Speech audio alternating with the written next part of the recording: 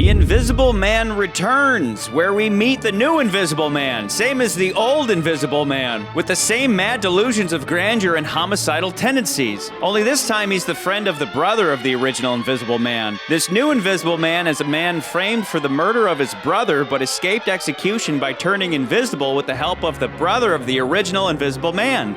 Confused yet? He gets to work solving the mystery of who killed his brother, while the brother of the original Invisible Man tries desperately to discover the antidote to invisibility before the new Invisible Man goes insane, just like the original Invisible Man. Everything works out fine as the new Invisible Man manages to find the real killer of his brother, who by the way turns out to be his cousin, before becoming visible again. And believe it or not, we broke new ground, because this is our first movie where the title character doesn't die. So I don't know how to end this opener because I can't accurately say he got killed and then he dies. Which isn't an accurate statement.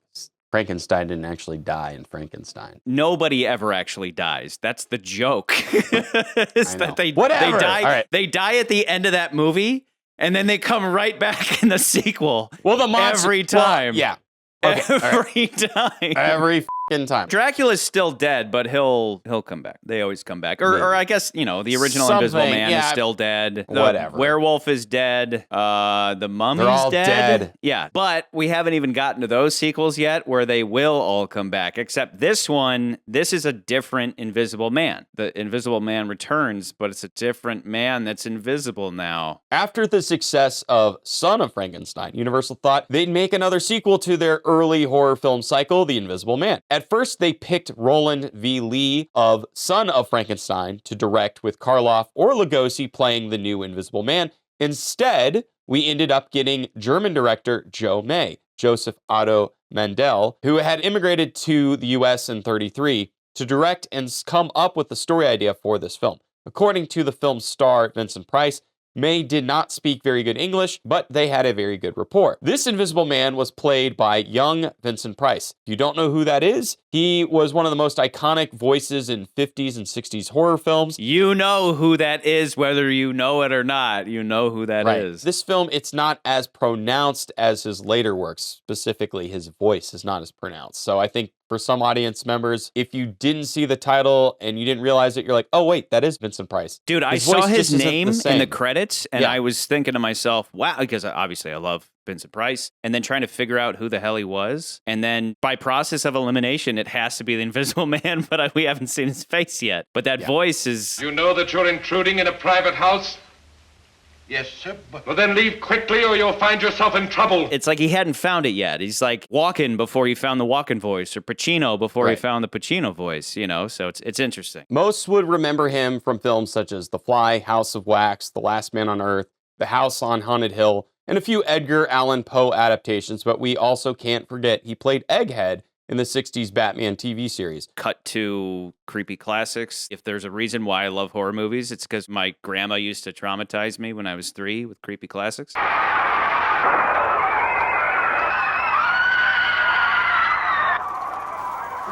Now, where do you suppose they're going? And just when it was getting good. Well, I guess they're not the first audience to leave a horror movie screaming, either from pure terror or from bad acting. He will return in some form in these films down the line. Much like how early Universal monster films had a connection to a film outside of the canon, this film's cast is linked to a film by Son of Frankenstein director Roland V. Lee, Tower of London, which also starred Basil Rathbone and Boris Karloff. But also among its cast was Vincent Price. Nan Gray, who returns. You may remember her as the streetwalker from Dracula's Daughter. Oh, I remember her. I remember her, McCurdy. Oh, I know you do. And in this film, John Sutton, who plays the original Invisible Man's brother, Dr. Frank Griffin. Getting top billing in this film is Sir Cedric Hardwicke, playing Richard Cobb, who will be a returning player in these Universal monster films. Also returning is Forrester Harvey, who had played the innkeeper in the first Invisible Man. This time, he plays that guy with the dog. A couple others that return specialize in goofy copperdom. We got Harry Stubbs from Invisible Man and Werewolf, Billy Bevan from Dracula's Daughter, and then also Mary Gordon, who was the screaming Nuts and May woman from Invisible Man, and the mother of the drowned girl, Maria, from Frankenstein, who we saw in Bride. And then finally, in the actor's realm, we have Alan Napier playing Willie Spears. Only want to point him out because he was later go on to play Alfred Pennyworth in the 60s Batman series alongside Vincent Price as Egghead. Wow, so, okay. kind of fun connection. But when you see that Alan Napier playing that character, Willie Spears, I do not think of Alfred Pennyworth at all. I'm like, that's the guy who plays Alfred later? Okay. You're like, he looks nothing like the Alfred of the 60s. Yeah, and he's wasted the whole time. Yeah. What do you mean, wasted? How does he put it? He's like, oh, back to the old glory, eh? Or something like that.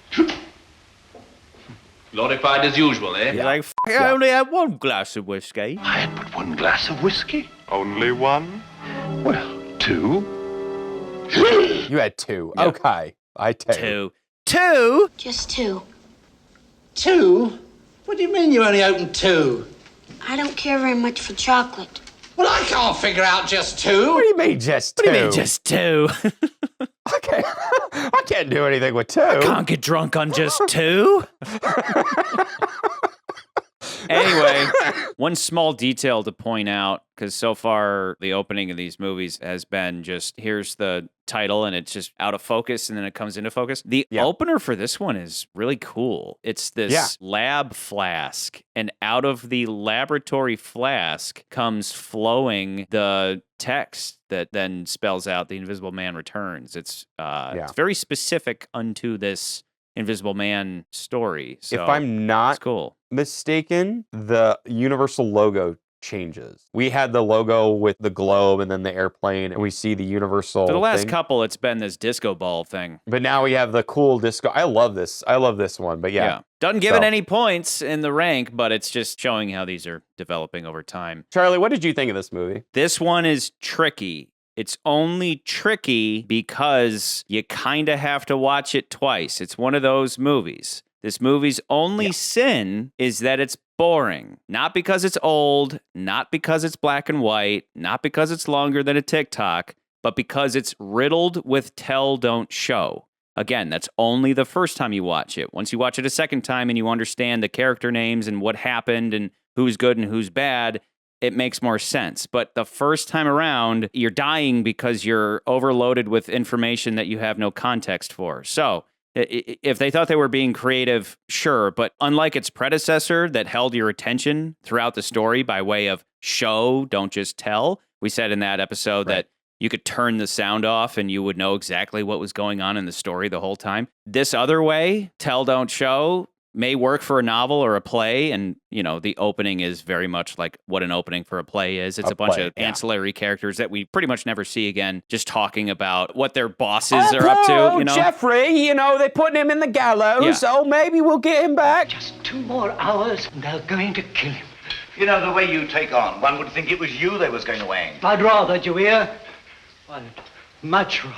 He could still get the reprieve, couldn't he, Mr. Cotton? He will get it. I'm praying he will. And you're just like, oh, who's this Jeffrey character? It's like the butler and the washerwoman all just talking about what the master of the house and his brother are up to, blah, blah, blah. So even though it still has all the fun visual trickery of the original, in fact, it actually does more than the original in some ways. It definitely expands the Invisible Man-ness of this film. And then there's some shots that are like, for the time, that's actually pretty cool shot. And I think they go out of their way in some scenes, especially towards the end where he's fighting him on top of the coal trolley. You're like, oh, they spent the time to today they would just put a guy in a green screen suit. This was a black velvet suit. And, he's fighting him on that thing. And it's like, oh, they wanted the physicality. That's actually pretty cool, innovative thing that they did for the time. But I agree, the exposition of this movie sucks. Yes. You're very lost, more than you should be in any movie. Depends on how you look at it. We would talk about, let's say, a Bond movie that you watch one time and you enjoy it, but then you watch it a second time and you enjoy it in a different way. Not so with this one. You watch it the first time and you're going, and then you watch it a second time and you comprehend it better. But even just the first time going through, me expecting, as an Invisible Man film, me expecting the actual Invisible Man to be the bad guy, and you're kind of anticipating that. They're kind of teasing that he's going to kill certain people throughout the movie. He actually never kills anybody other than maybe Cobb second-handedly.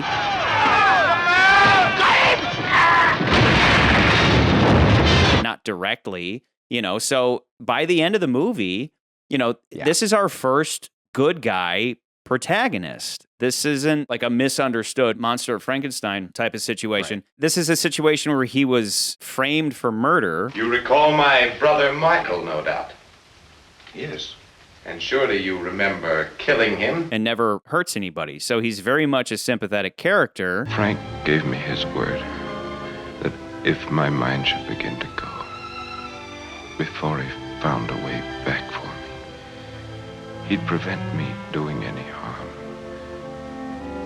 Chain me necessary. Much more, again, the second time around, because the first time you're kind of waiting for him to kill somebody. The plot is very straightforward. There's no super deep, meaningful meaning here. It's the fugitive. It's Harrison Ford's The Fugitive without the tense action. Yeah. It's a man correcting an injustice thrust upon him with a little ticking clock of doing so before going insane. How long do you think I have before I go mad?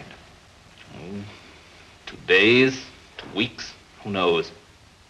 You think you'll find the antidote before I... Oh, I'll find it all right. Don't you worry. Frank won't let us down. He's working day and night on the antidote. Stop that infernal row! But he does go insane, but never turns evil. I think it's maybe a threefold problem. Exposition aside, that's a problem. Because we're getting into this movie. We are thrust into the story at a point where this guy is being hanged for murder. We don't know the situation. We don't see the murder. We don't know why this is happening. We don't know if he's innocent. Who am I rooting for and what's happening and why do I care? And then he just becomes invisible. If you watch it the second time, you understand, oh, I see, and know what's going on. You're like, oh, I see how this all happened. I see what happened. But the first time you watch it, you're like, wait, we're finding secondhand that becomes invisible. And here's the water still running. And there's nothing left but his clothes laying there on the floor, sir. That's just the way it was. So help me, Bob. Wasn't it, Bob? Just as sure as I stand here, sir. It's witchcraft, that's what it is, sir. Don't talk rot, man. The funny thing is, I believe it, word for word. But he couldn't have vanished into thin air. Couldn't he, though? Because we never meet him until the second act, we're completely in the dark. The first movie is driven by the mystery of why this stranger is covered in bandages showing up to a random town. Bandages right up to the top of his head, all round his ears. Any blood? No blood. Looks like some kind of horrible accident. Bumped his head on the prison wall, getting over. You're crazy to know who I am, aren't you? Here we just have a forgettable name without a face and a crime in which we don't know guilt or innocence, and so you're confused for the rest of the movie because it's improperly set up. So outside the exposition stuff that you were just talking about, I think the second problem with this movie is it's trying to fit two plots into one and they don't really coalesce as well, where it's like the premise is really interesting. The execution of that premise sucks. Yeah. And what I mean by that is you just stated it, right? This movie's The Fugitive. You and I know what The Fugitive is. It's an old, The Fugitive is actually a lot older than the Harrison Ford movie. Yeah, it goes all the way back to, I think it goes back prior to that. I think it was in the 40s or the 50s. There was an actual man who killed it, was convicted of killing his wife, was on the run, finally, came to where he basically said, yeah, I'm not the murderer, and was able to prove that he wasn't the murderer. And I made that into a TV show, and then the TV show became the movie. Outside of that, you would expect this movie to be him trying to solve... I'll tell everything! Mr. Cobb made me lie. He was in the shaft when Sir Michael were killed. I saw you come out, sir, and I heard Sir Michael call after you. Then, after you'd come out, Mr. Cobb come out.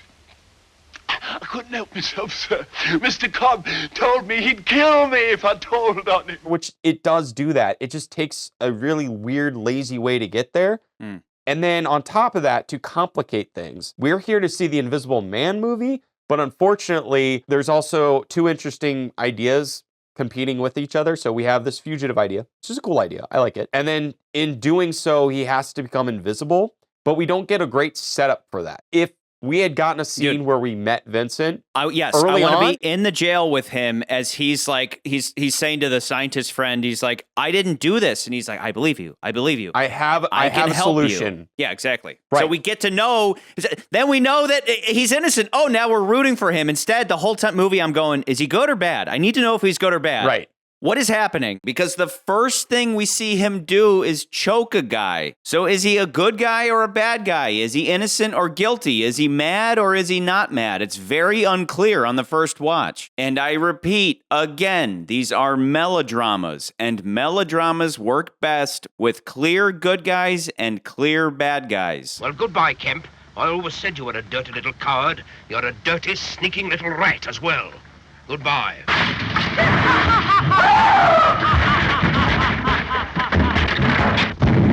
It seems like the filmmakers were trying to do that to add some suspense to it, but not even suspense, technically mystery, right? But it doesn't misdirection work. in a bad way. You're right. It doesn't work, and it leads to my third problem with this movie is that this movie feels overcrowded because of those two things. So we have a really bad exposition. We have two plots that are competing with each other for dominance, essentially a fugitive plot, which is fun and interesting, and an Invisible Man bit that is also fun. And those can work together. I just don't think the movie does a great job. And then the third thing is the movie is overcrowded. And what I mean by that, we've pointed out that oftentimes it is the protagonist who may or may not be the villain, like the villain within the story, even though he's the protagonist, right? And then he's got his girlfriend, and then he's got his cuck friend that is like trying to take his girlfriend from him. Yeah. And so the problem with this story is that now we've got a fourth person in the mix. Scientist is sidekick. Essentially, he's the sidekick character. But I think at this point, I don't know if we've had very many sidekick characters other than if they were like Renfield or Fritz. But this version is more of like a full-fledged, he's a best friend. He's got a little bit more going on with him. And it almost feels like he's shoved into the plot where I'm like, part of me wants to combine characters. And I don't know what your thought on this is, because Sutton is this, John Sutton plays the brother of the original Invisible Man, and they make a whole scene of that. I've been looking up the file on your late brother. That was 9 years ago, wasn't it? Charming fellow. Very ingenious. Which is cool, because you're like, oh, that's Claude Rains' brother. Okay, now we're connecting it to the original. Yep. But then it starts to feel like this is a weak connection, and part of me is like, I kind of wish he was the Invisible Man. I kind of wish that he was like, I have to do this, and knowing that it's going to cause all these crazy things. And on the other hand, I see why they didn't do that, but it does make the movie even messier, because now we have, like, not to mention the guy is on trial for the murder of his brother. Yeah. Then we have the brother of the original Invisible Man. Hence so it does get a little. Where it's just like the brother of this, of that, of the cousin of the brother, and then his brother. They could have called the movie The Brother of the Invisible Man. So yeah. Because we're going on from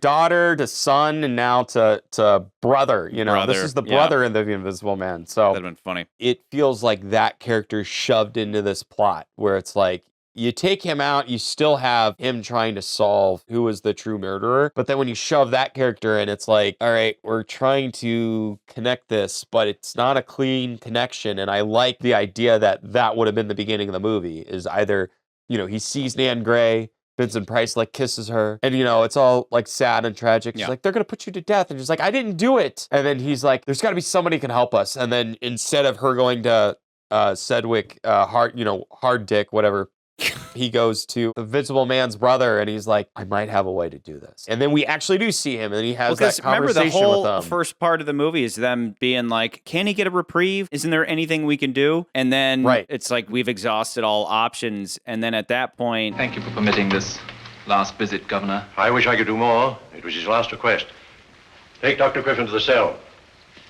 Sorry, but I can allow you just 10 minutes, Doctor. And then later we're piecing together that it was Scientist Friend. It all would have been that much more intriguing if we would have seen all of these things that later we're just hearing about secondhandedly. Because you could have set up stakes with the serum. You could have set up those stakes. Whether it's, if you take this, you could die, or if you take this, you could go crazy and go mad. And I don't want that to happen to you, but if it's this the only way... It would have perfectly set up this whole story to begin with a choice. If you truly are innocent, then I will help you. You could go so far as going all the way back to the actual murder that sparked everything off. You could do that. Without doing that, you're kind of relying on Vincent Price's character to be saying, I need you to trust me, so maybe there is something up in the air. But we as an audience would be like, I believe him. I believe this guy. Look how far he's willing to go. I have a solution, but, you could go crazy. You could go mad. Then at least the madness thing would, be a little more clear, and it wouldn't feel arbitrary,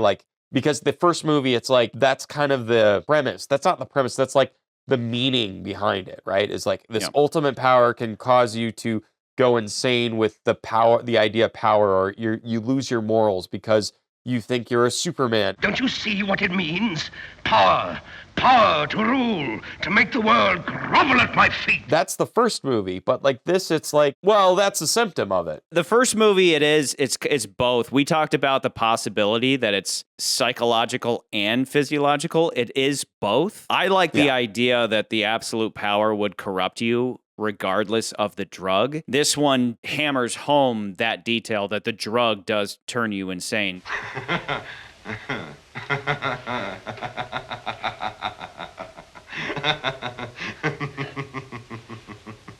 I would almost prefer the power, because then it's like a free will argument. Yeah, but I think what I'm coming from is and I'm not in disagreement with you. I'm coming from the point of the first movie, that's the subtext within the film itself. That is instilled not only in the actual things that are going on, but it is in the subtext of that there is a story, there is a meaning behind this. And he goes mad and crazy and thinking that, he can control the world. That almost works, I think, better in the original. This movie feels like, is it a symptom of his becoming an invisible man? Is that's an actual, you get the serum, and not because you've used it, but because you have it, then you have this symptom of going mad. I believe it more in the first movie. This movie, I feel like it's almost like a tacked on idea, because I wish we could have seen him do more where he's almost, where it's not just him talking to his friends in a room, more of him messing around with his invisibility powers to the point of almost killing somebody. And I don't necessarily see that when he's handling Willie Spears. You are kind of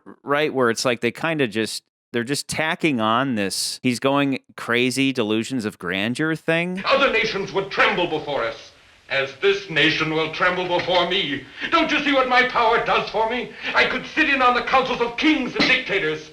It makes me king. It makes me nemesis. Jeffrey, do you remember a promise I made you? What promise? To restrain you if the effects of the duocaine disturbed your mind. Which, by the way, he mentions how, for some odd reason, the drug that turns you invisible was monocaine in the first movie. What is monocaine? Monocaine's a terrible drug. I never heard of it. And they changed it to duocaine. Who knows why? Oh, did they? I didn't catch that. He concocted a formula which included a poisonous drug called duocaine. I did not catch that, but I thought he said monocaine. Maybe, these sequels are not strict to canon. They remember, people are going to forget the movie from 1933, wasn't it? Yeah, back in 33. Okay, how about this? Monocaine made you go insane, but duocaine, you don't go insane. And then we can just get rid of that and just focus on the issue at hand. I improved my brother's formula of this. Because, dude, him being insane doesn't lend to him solving the mystery. He doesn't kill Alfred. Right. And then he doesn't kill Cobb. They have this terrific sequence where he has the pistol and he's leading Cobb through the house and all that, and the pistol's floating. Yeah. That stuff's all really fun. But the character being on the verge of madness, you're kind of expecting him the whole time to snap and actually start killing people and maybe not be so innocent, but it kind of conflicts with the idea that he's a good guy to the point where it would have been better to just get rid of the insanity angle and just focus the story on the fact that this guy is an invisible fugitive. I don't know. I just feel like the original movie plays it off better. It makes more sense. This one, it's oh, okay, yeah, he's invisible, so therefore he's going to go mad with power. You're like, is that how that works? I feel like there's a missing connective tissue there. I think the difference you're getting at is that the original Invisible Man came up with the formula, and so it's as if the monocaine multiplied his ego as a successful scientist who created an invisibility formula that could actually lead to invisible armies that could take over the world and make him really rich. The secret of invisibility lies there in my books. I shall work in Kent's laboratory till I find the way back. There is a way back, Flora, and then I shall come to you. I shall offer my secret to the world with all its terrible power. The nations of the world will bid for it, thousands, millions. The nation that wins my secret can sweep the world with invisible armies. Whereas here, he's this rich business owner that turns invisible in order to escape prison, but suddenly starts yapping about the same concepts of world domination, where if he's going to be driven mad, it should be specifically his vengeance against whoever wrongfully put him in jail and almost had him executed, not world domination. So instead of going full Pinky and the Brain on us, I would think he'd be saying something like, "And when I find who killed my brother, I'm going to tear them to pieces. You'll all see the terror of my vengeance." You know, and then his girlfriend would be crying and all that. That would be within his character. That would be his character going mad. They're just copy pasting from the original movie in a way that does not work. That really works in the first one. The second one, that meaning is lost, but we're still keeping the, oh yeah, he goes crazy. And then it's kind of like lazily thrown in there, or feels lazy versus the first one. How can I possibly succeed? My brother was the foremost chemical engineer in the country, and all he ever succeeded in finding was madness. It feels lazy because it's thrown in as a half-cocked ticking clock that ultimately leads to nothing. You'd think his madness would drive him to murder Willie and Cobb and everyone protecting them, but instead he just boasts about how awesome he is. To a changed world with me as its guiding genius. Kills nobody, and it seems all because they needed him to be a good guy this time. Imagine if at the end, the cop, the scientist, and his girlfriend all had to beg him not to kill Cobb, and he had to resist the urge in spite of his madness. Instead, it's just never a thing. Or he could have sucked his own dick. But what we didn't know is that if he did suck his own dick, then you would have had meaning. But this movie doesn't have it. Hey, McCurdy. If an invisible man sucks his own dick in the woods and nobody's around to see it, did it happen? Is he gay? No, that's the question. If an invisible man sucks his own dicks in the woods, is he gay? And nobody's there to see it. Is he gay? Is he gay? Yeah. If I sucked an invisible man... No, wait, that's a better question. McCurdy, if I sucked an invisible man's dick in the woods and therefore nobody could see it, is that gay?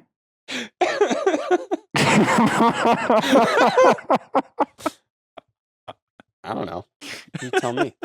Anyway. It's so stupid. It's just very unexpected to come into an Invisible Man movie where in the original iteration,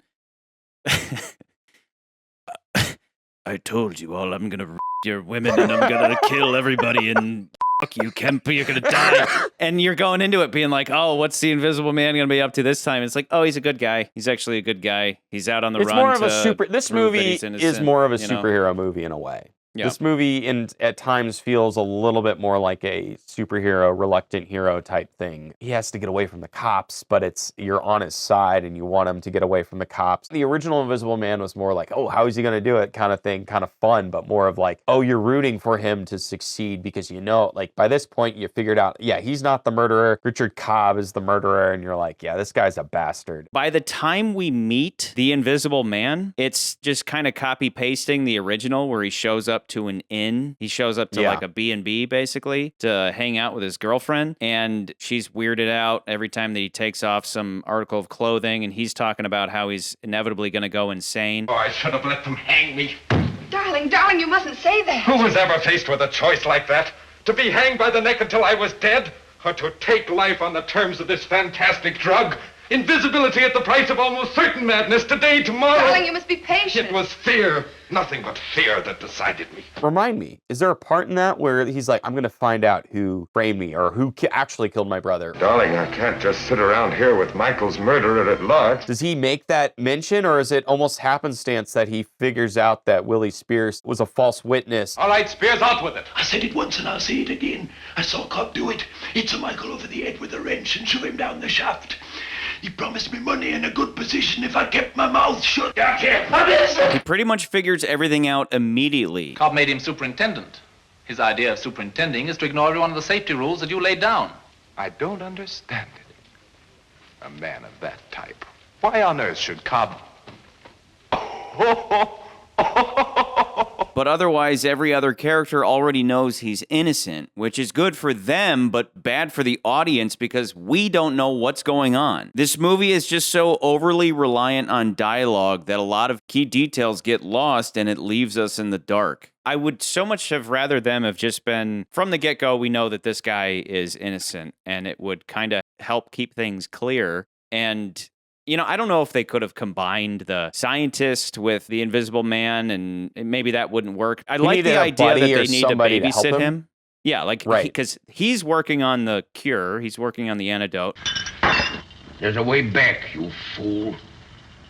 There must be a way back. It was pretty obvious they had to take the original Invisible Man and split him up into two characters so one could work on the revenge plot while the other stayed in the lab. One of the more fun scenes of the movie where he's dealing with invisible guinea pigs and he's like grabbing them and the little out of the cages. It's fun, but I'm also like I was a little bored. I was like, but it's cute. Move on. Little invisible guinea pigs is adorable. But it's good setup. It's good setup to know that he could die from this. You're like, oh, this guinea pig died. So totally. There's a threat behind having the invisible serum. Yeah. So it would have been a different movie if he is the Invisible Man trying to figure out his own antidote. But also they wouldn't be able to do it because I appreciate the idea that scientist has to babysit him. I'm sorry, Jeff, but it was necessary. I was just keeping my promise. He makes a promise to him, if you start to go insane, I'm going to strap you to a chair. So again, the whole time I'm like, I can't tell the difference if he's just going insane or actually is a good guy or what, because it's kind of confusing at first. On a second time through, he's innocent the whole time. It's a little more clear, so therefore it's a little more enjoyable. I like it on a second time through, but it is a wasted opportunity to not bring us into the jail with him at the outset, so we immediately have that sympathy for Vincent Price's character. That is the wasted opportunity here. So in the end, is this a monster movie? Not really. I don't know if I can hold that against it in the rank, even though, we'd say that about The Mummy. To an extent, Dracula's Daughter doesn't feel like a monster movie at times, even though it is, but it is. There are some monster things, but it's more in line with this movie. The protagonist being Dracula's daughter is more a sympathetic monster. And that's kind of what it is in this movie where, this character is much more sympathetic than the original Invisible Man, by far. But if the worst comes to the worst, I can always get a job haunting a house. There's not going to be any worse. I will also say another part of the movie that is a little convoluted is the fact that we have this mining company, and then the doctor works at the mining company and came up with the serum based off his brother's work, and I can kind of piece together oh, okay, I get it. He's madly in love with this guy's girlfriend, but he also wants power because I guess the Radcliffes, the main characters, are the ones who own the mining company. Yeah. He's a cousin of theirs. So I can see the jump there. I can see how that would kind of make sense, but at the same time, I'm like, this is a weird place to start. At least if it makes this misstep of flubbing any act, at least it's the first act, so that by the end everything makes sense rather than the reverse. But all the same, I'm in that ballpark of, for everything that we've mentioned so far, especially is this a monster movie and being kind of confusing and being the fugitive with an invisible guy. I'm feeling above or below Dracula's Daughter. This is the same movie as the original, but smaller, actually, which is odd. Again, it's not the Invisible Man going out and graping and pillaging and derailing trains and just killing a ton of people. I've said many times before that sequels need to be either completely different or they need to escalate. And this one kind of does neither. It's different, but not that different, other than the fact that the bad guy's now a good guy, but then it's small. It's a lot smaller, but it's not bad. It's just not maximized in a visual medium, and that's the most frustrating thing, is that you're just like, why did they not do a second pass on the script to maximize elements that best suit a visual medium? That's what's frustrating about it. This reminded me a lot about modern cinema and modern Hollywood. I have a specific example in my mind, that being Batman v Superman. We were talking about Batman, 60s Batman earlier, but I always talk about that movie. About Batman, dude. Man, we're always talking about Batman, bro. You should rank Batman. But with Batman v Superman, one of the problems with that movie is the exposition in the beginning of the story. It is not a good movie by any means. I'm not defending the movie, but what I am saying is that the theatrical version of the film is very confusing, and I think it left a lot of bad taste in a lot of people's mouths. Just the beginning of that movie, a couple years after the film comes out, or a year after, they come out with the ultimate cut, which is just, this was the cut that Zack Snyder made, but he had to cut out stuff for time. So what does Zack Snyder cut out? He cuts out a lot of the exposition, the important stuff that leads you into the story, so you're a little more aware of what the is going on. Yeah. And that's how I feel. And the reason why you would do that is because, well, I have all this VFX that cost a lot more money than these scenes that don't cost a lot of money. So what are you going to cut? Well, I spend most of the money on the VFX, so I'm going to keep that. That is producer thinking. And that's what I feel about this film. Maybe they did. Maybe they didn't. I don't know. But I do feel like they were already going to spend so much money on the VFX for this film, especially for the 1940s. They're like, we got to do all this velvet and keying and all this stuff. And this isn't like today with a computer and you can just click on it and boom, it's done. This is, oh, hey, I've got to like photograph on film this piece, and then I got to optically print it on another piece, and that's going to be a long laboring process. We have multiple shots we have to do. And so it's like, well, I don't want to get rid of that. We're not going to cut that stuff. We got to cut like the beginning. And so this film feels like, for whatever reason, they went with a bad script. I don't know what it was, but they wanted a cheap beginning to kind of answer all these things so they can get to the fun Invisible Man stuff. Mr. Jeffrey didn't murder his brother, and you know it as well as I do. It ain't my business to know. That's what we've got judges for. They're experts. That all being said, I'm in your camp where I'm like, this is above or below Dracula's Daughter. I am more in line with it being closer to Werewolf of London, and mainly because Werewolf of London has a very convoluted plot to the point where you almost want to hate the movie for it. However, I think this movie's a little bit above that just because I don't completely hate this movie. I kind of do like that they went a little different direction with the fugitive stuff. I think Vincent Price is great. I think most of the players in this film do a great job. So it is better than Werewolf of London, where I maybe am with you. Where is it above Dracula's Daughter? Dracula's Daughter is a little dry, but I think at least that movie I could get my head around what the heck was going on throughout the whole film. I never was confused once. The only question there is what's going on any good compared to what this has to offer? Which again, the only difficulty comes in when you have to rewatch the first 20 minutes of a movie just to comprehend it, right? Because, you know, even 15 minutes in, you have the cop coming in and being like, so you're the brother of the original Invisible Man. You recall, of course, how he went insane and never regained visibility till after he was dead, and how he was finally killed by the police, shot down like a mad dog after hundreds had lost their lives. The most hideous crimes. But of course, Doctor, you would never make a man invisible, with the danger of him going mad unless you had a means of bringing him back in time. Surely in all those 9 years you found a method of avoiding insanity, or perhaps even restoring visibility.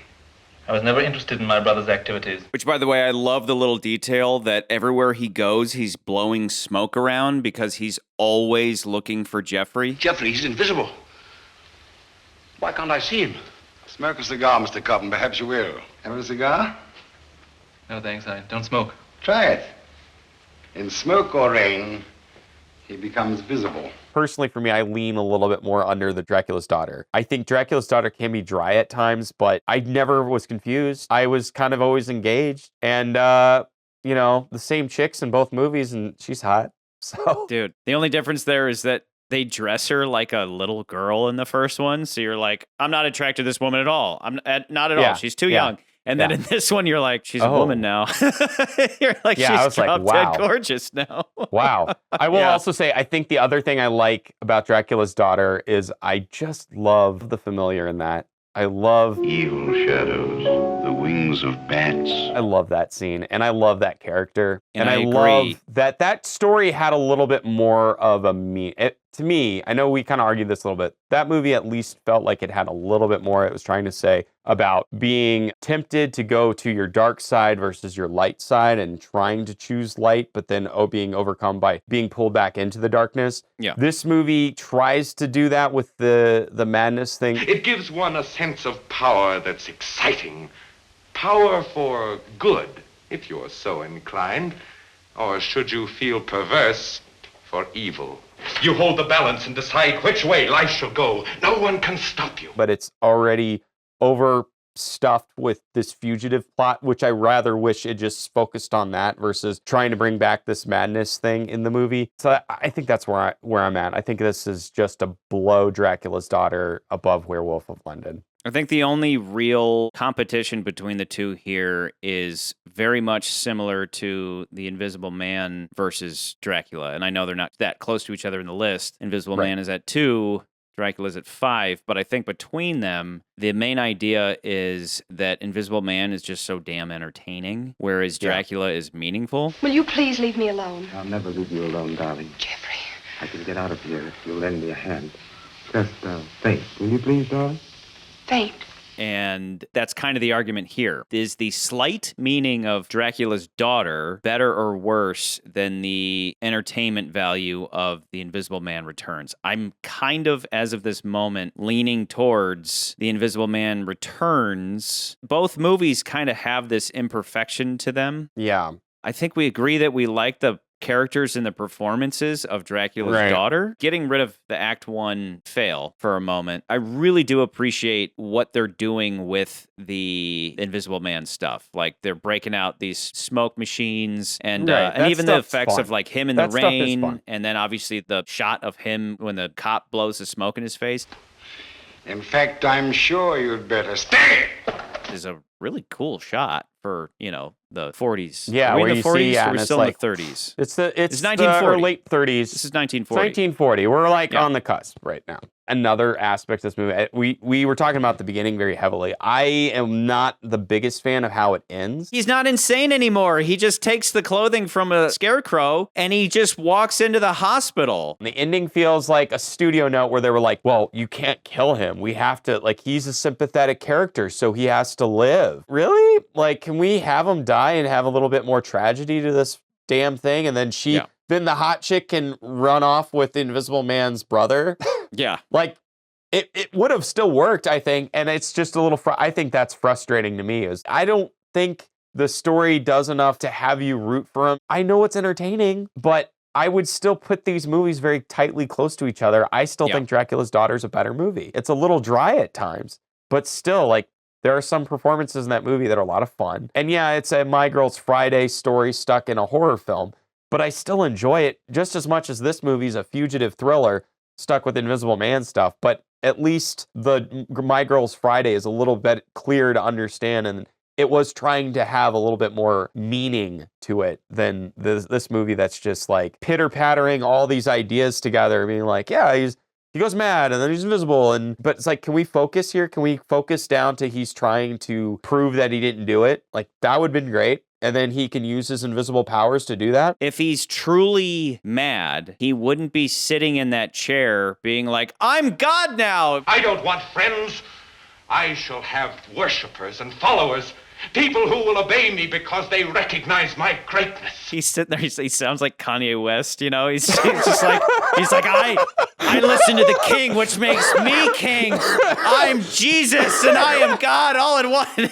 They're just okay, Kanye, calm down. But but my point being that if the madness was really setting in, they would, in all likelihood, it would be like the first movie where they would just lose him. He would just run away. But why doesn't he ever run away? So it's kind of unfocused in that sense where it's he should be, all of his time should be devoted to catching this guy who actually killed his brother and proving his innocence. And so it is just messy. In the end, it is just messy with all of these things. In that scene, though, where he is having his delusions of grandeur, it's obviously the best moment where they're trying to get him to drink the drugged drink so they can tie him to a chair, which was that was even awkward.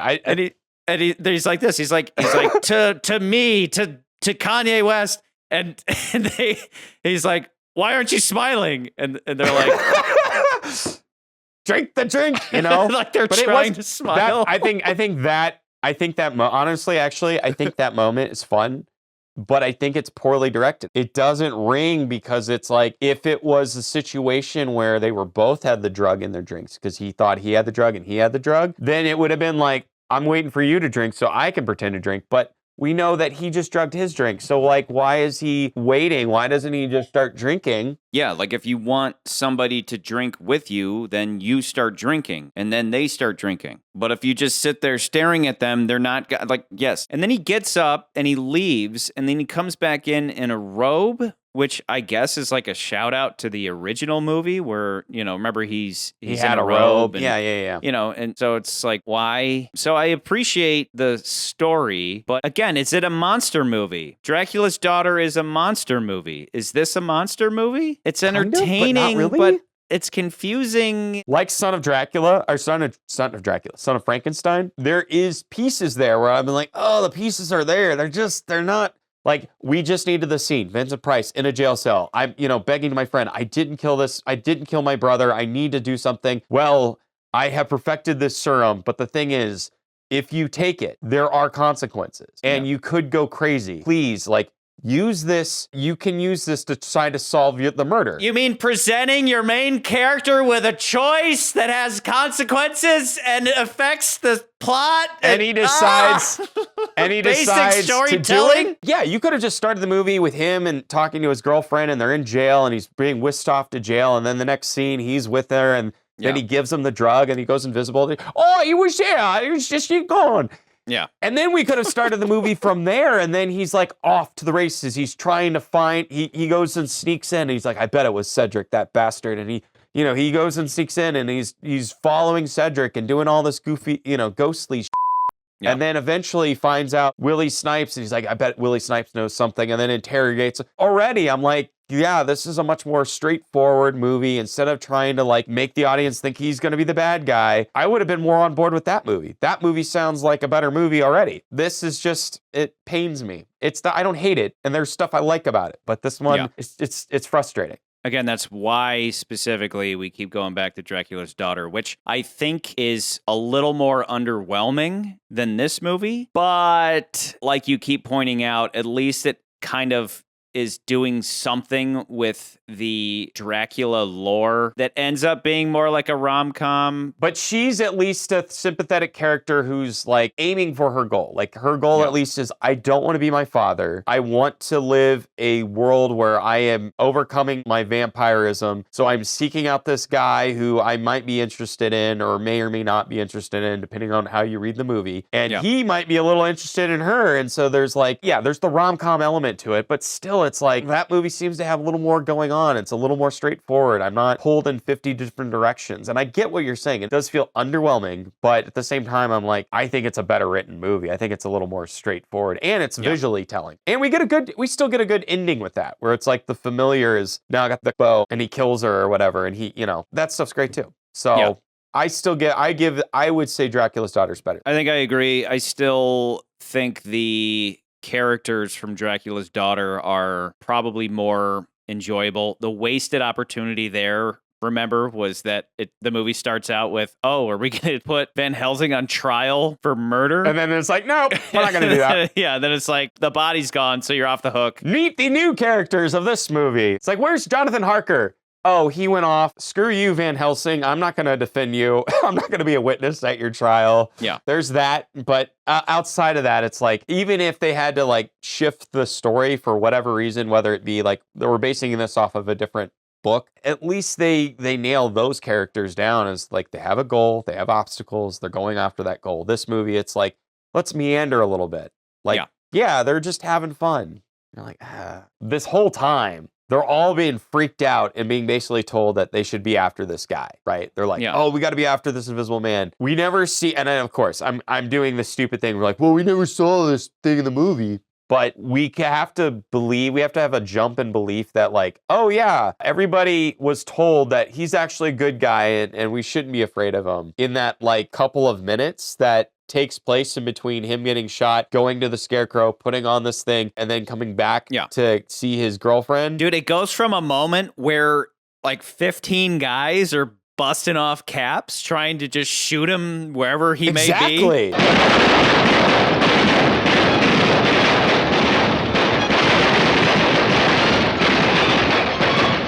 To then the struggle, and then the fall, and then, it's a cool moment with Cobb where he's it was me. I killed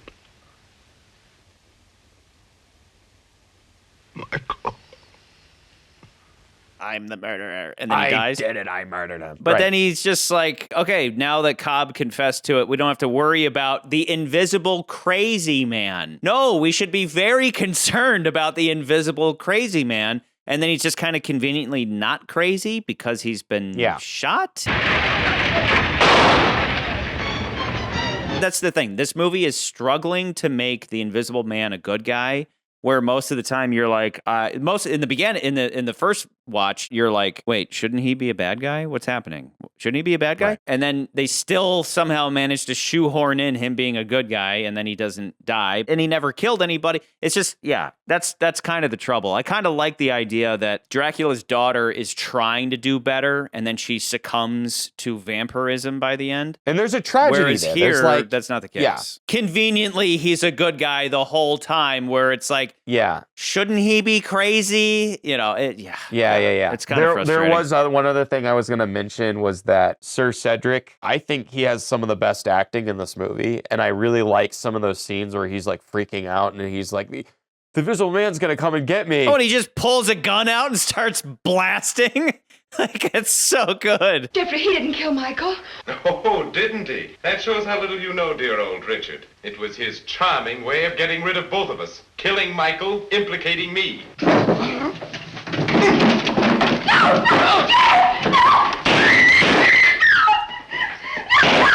I think he's actually really good in this movie. Overall, I think he has a lot of really great scenes, and so I think Alan Napier also does too. He just picks up that statue. It's just like Cobb doesn't fuck around in this movie. The moment, just like he knows. Jeffrey's just with him, and he just decks him, and then he just starts shooting at him, which, by the way, he does the classic old school pistol thing where he doesn't just aim and shoot. He does that thing where they're like almost trying to give the bullets more zip by jerking the hand forward and then pulling the trigger, which would your accuracy.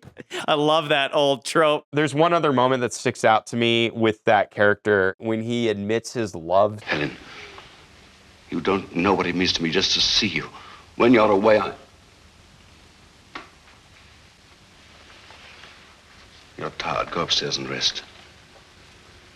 I'll see you later in the study. That moment felt real. I was like, wow, that was actually, I'm surprised they threw that. He's like, I think about you. And you're like, whoa, wait a minute. But that moment's, I like that moment. It's good. But they never follow it up, which I think is kind of okay. You know, it's just at that, from there on, it's like, oh, I see why he did this. He's next in line to take over the company and this magnificent babe, because she's, as we've been saying, she is classic old school Hollywood starlet babe, you know. She is gorgeous. Yeah. She is, as far as these movies has gone along, their female leads, this is like, she's the most like stunning female lead they've had in these films. So I'm like, oh, who is this? Oh, the street urchin? The 14-year-old girl from the last movie that was lesbianified by Dracula's daughter? And then in here you're like, oh, she's a proper lady. She's a babe. Kudos. I to the point where you're like, I see why Cobb did this whole thing. That all checks out. That all makes sense. Okay. Cobb's motivation is solid.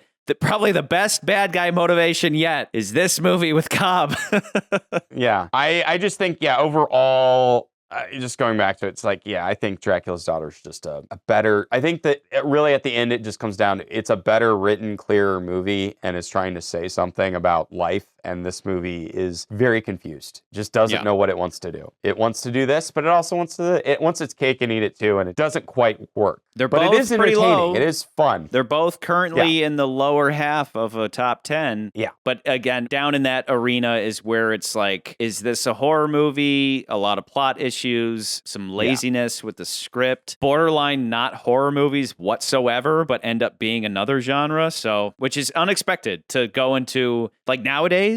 If this was the Dark Universe, if the Dark Universe existed, they would all be horror movies. There'd be no question about it. But somehow in the 30s and 40s, it was like, we want it to have horror elements, but we don't want it to be scary the whole time. That would be uncomfortable, you know? And then Frankenstein, like James Whale's like, F that. My movies are going to be so terrifying that I need Edward Van Sloan to come out and tell people to leave the theater. I think it will thrill you. It may shock you. It might even horrify you. So if any of you feel that you do not care to subject your nerves to such a strain, now is your chance to, well, we've warned you. You might be terrified. No, I will say, to be fair to to the audience of the 40s and the 30s and 40s and 50s to today, our equivalent, as we've always kept saying, is the Marvel films, right? Marvel specifically, because they're the big bads in Hollywood. But in the same way, those movies are superhero movies. They're supposed to be action films, but really they're not. They are a conglomerate of all sorts of genres. It is action. It is thrillers. They are some horror elements, some comedy elements, some romantic elements. It's a jumbled little thing of different genres, depending on, and each film is a little bit of different things. Yeah. And so come see The Invisible Man Returns. There's action, romance, a really hot blonde lady, so on and so forth. You know who's doing that today, though? Bollywood movies do that. Bollywood movies, every time you go, they're like 3.5 hours long, each of them. And every 15 minutes, it's a new genre. It's an action movie. It's a comedy. It's a horror film. It's a romance. It's everything. Everything. You go to see a Bollywood movie, it's everything in one. Those movies are amazing. Right. How is he? He'll die. No. Internal bleeding. If only I could operate. But how can I when I can't see him? That's the problem with the ending, is that now that Cobb is dead, he's like, I guess I'm not crazy anymore. I'm just tired and cold. So then he gets back into the hospital, and they're like, hey, everybody, we need blood transfusions because he got shot. And then in kind of a cool twist, it turns out that the cure is a blood transfusion. That's all it is just get fresh blood. So Jeffrey has to have a blood transfusion to save his life. Who'll volunteer? But Dr. Scientist Friend can't operate on him because he can't see him. I'd like to try this antidote. There's a very small chance that it'll work, and a far greater one that it'll kill him. But if I don't try it, he has no chance whatever.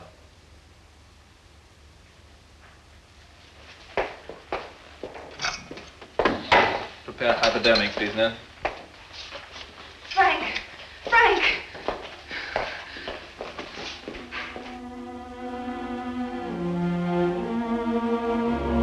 The new blood itself was the antidote. But once the blood transfusion makes him visible again, they ignore the fact that he's still bleeding internally, so it's just a little sloppy. Helen.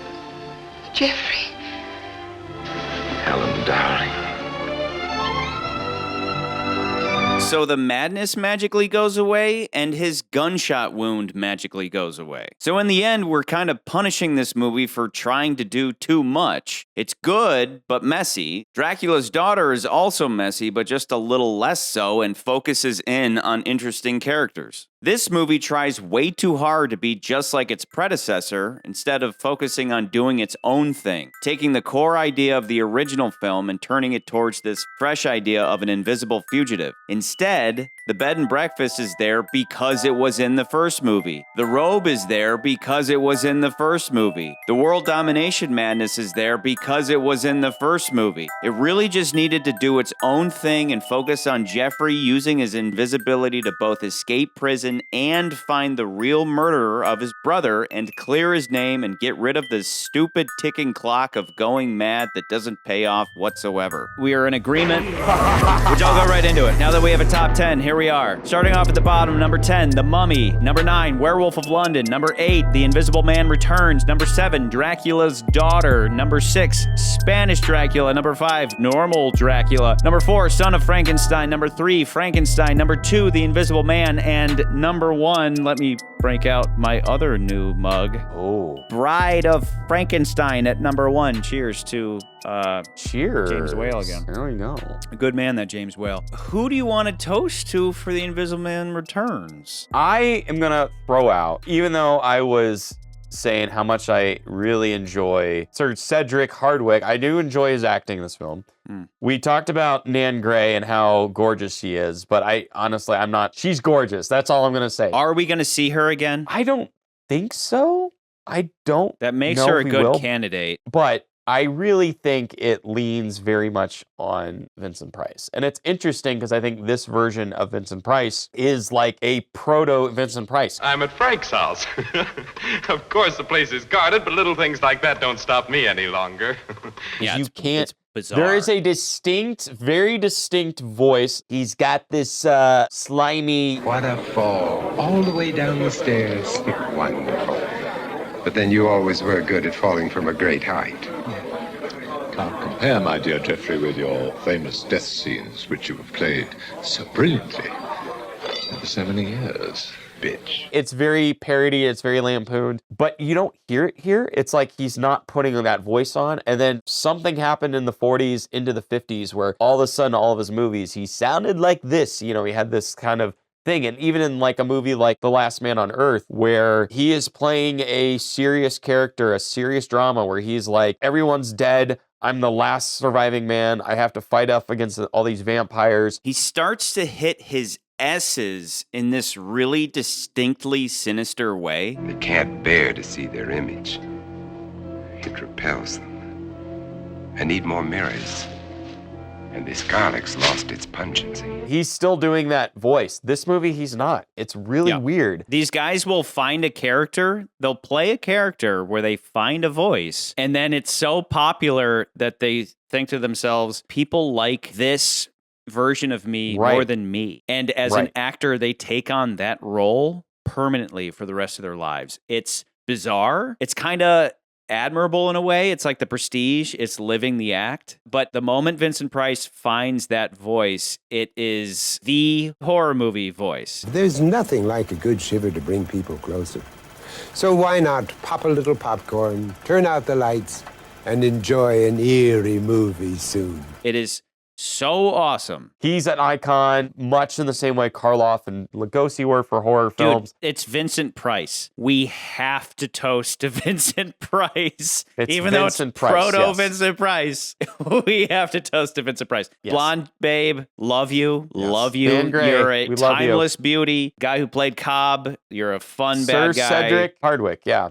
But he's Vincent top Price, billing, by the way. He has top billing in this film over Vincent Price. The huge downside of Vincent Price not having found his voice yet is that, remember everything about Claude Rains? His voice made the original movie. Right. And then this, you're like, ooh, Vincent Price is going to play the Invisible Man. Another iconic voice is going to be the Invisible Man. And then he just sounds like Mr. Goody Two-Shoes Man. I didn't do it. He doesn't sound... my There are moments. I love you, There are Blondie. moments where you hear it and you're like, okay, I hear that that's Vincent Price. And don't touch that bell rope or I might have to wind it around your neck. But most of the movie, it does not sound anything what my collective watching of his films over the years have been like. Because, you know, it's the iconic voice, the sound, the horror that he brings to 40,000 ghouls. And though you fight to stay alive, your body starts to shiver. For no mere mortal can resist the evil of the thriller. The thriller is like the evil of the thriller. You know, all that stuff. We don't get that. So yeah, it's a shame. It's a shame. Couldn't be helped.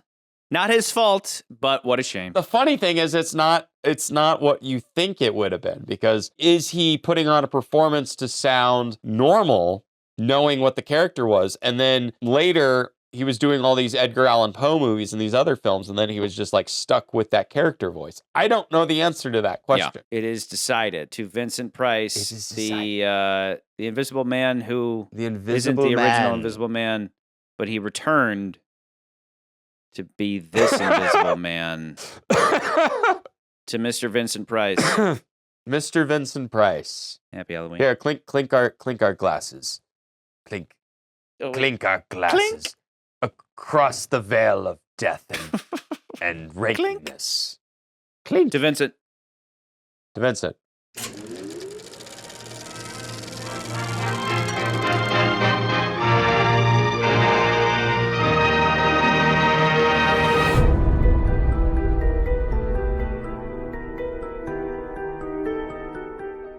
Arsonist had oddly shaped dick.